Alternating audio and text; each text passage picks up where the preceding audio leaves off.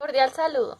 En esta oportunidad mi compañero y yo les estaremos hablando sobre la relatoría de la película Voces Inocentes para la asignatura de Comunicación Escrita y Procesos Lectores. Muchas gracias. Relatoría sobre la película Voces Inocentes. A grandes rasgos, la sinopsis de esta película trata sobre una familia que está inmersa en la Guerra Civil del Salvador. En esta situación, narra cómo el padre de familia de esta unión abandona su país para trasladarse a Estados Unidos, buscando mejores oportunidades, mientras en la casa se queda la madre y tres de sus hijos, en los cuales está uno de los protagonistas. La película trata sobre las tradiciones de este niño, la situación que vive en El Salvador donde tiene que convertirse en el hombre de la familia.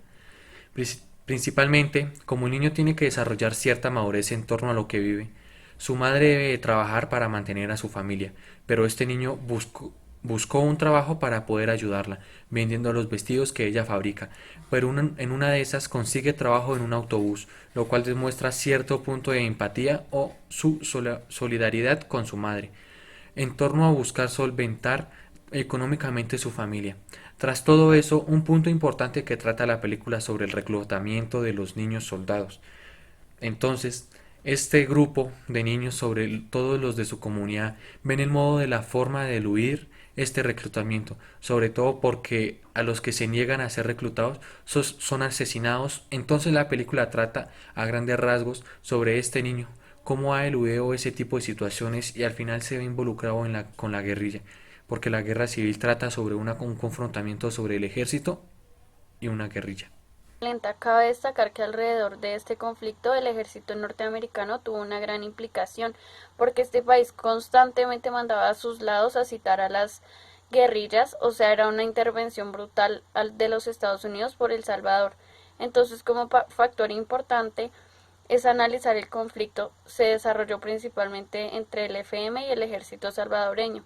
Fue en el periodo de 1980 y 1992 cuando empezó en torno a un conflicto de tipo agrario, con los acuerdos de paz de Chapultepec principalmente en torno al reclutamiento de niños, porque no es exclusivo de El Salvador. Esta práctica, sobre todo cuando conflictos donde se involucran los países, las condiciones sociopolíticas y socioeconómicas no son nada favorables. Para la población, entonces, al intentar mantener una guerra insostenible, tienen que recurrir al reclutamiento de niños y trastornar a toda una población. Ahora no es que solo los padres salgan a la guerra, sino también los niños. No simplemente la gente huye con este factor y más que prolifera la inmigración y sobre todo a los Estados Unidos. No que simplemente escapen del país de origen, sino también es un reclutamiento de niños y los entregan armados. También es una violación brutal de derechos humanos. Y esto es una cuestión cara a intentar analizar, sobre todo porque en muchos factores hay que considerar, pero a grandes rasgos este tipo de problemas que sobre todo empezó con este conflicto, vamos hasta qué punto se agravó y hasta qué punto marcó una gran parte de la historia de El Salvador.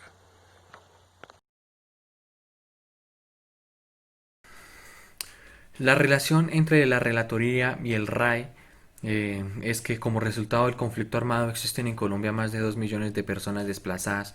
En razón de que la población desplazada no cruza una frontera nacional, no pueden acceder al estatus de refugiados de guerra que las Naciones Unidas ha definido como una persona que desplazada por el conflicto armado cruza una frontera.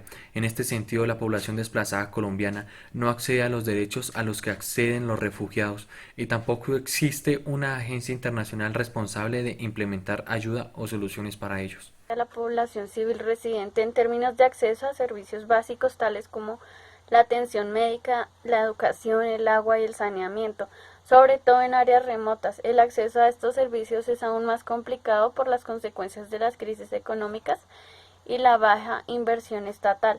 Las comunidades que viven en lugares remotos están cada vez más confinadas y con frecuencia no pueden salir a causa de los controles establecidos por parte de este conflicto. Además, sufren una serie de restricciones de bienes de primera necesidad, situación que afecta aún más la economía de estas familias o comunidades que ya era muy frágil. Esto es todo. Muchas gracias por su atención. Espero haya sido de su agrado.